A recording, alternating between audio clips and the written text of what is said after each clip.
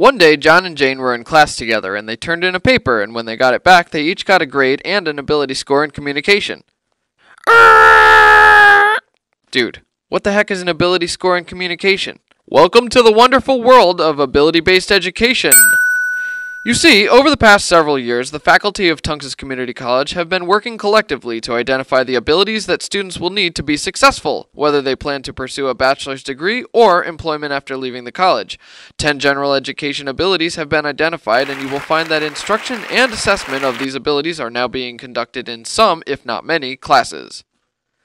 Hold up. Let's do that again. General education abilities are just these things that we think people should be able to do when they graduate from our programs. The ability types are communication, critical thinking, information literacy, technology literacy, world cultures and perspectives, aesthetic engagement, quantitative reasoning, citizenship, values and ethics, teamwork and interpersonal skills, scientific method. So say you're in Comp 101 class and you write a paper. Then you turn in the paper. Then you wait a little while. Then you get the paper back. Before ABE, you would just get a score and maybe a letter grade and a few notes from the professor. Nice, but you might still wonder, what have I achieved? As ABE is implemented, you will start to see additional scores in one or more abilities. This will give you a good idea of your level of competency in specific abilities. There are 3 possible scores. 1 is not satisfactory, 2 is satisfactory, and 3 is distinguished? But wait, there's more! Right you are, Jane. Each ability has its own rubric. No, not Rubik's, rubrics!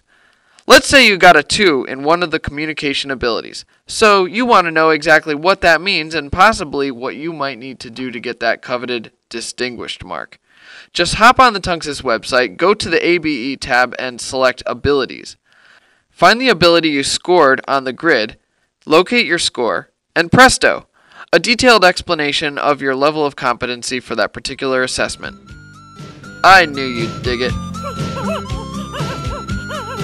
Naturally, you'll come into contact with these abilities multiple times throughout your college career. Oh, excuse me. Oh yeah, how you doing? And your final scores in each ability will be a synthesis of multiple individual assessments. By getting a 2 or 3 in all the general education abilities, you're demonstrating your competency and abilities which you will need to be successful in continuing your career as a student or pursuing employment.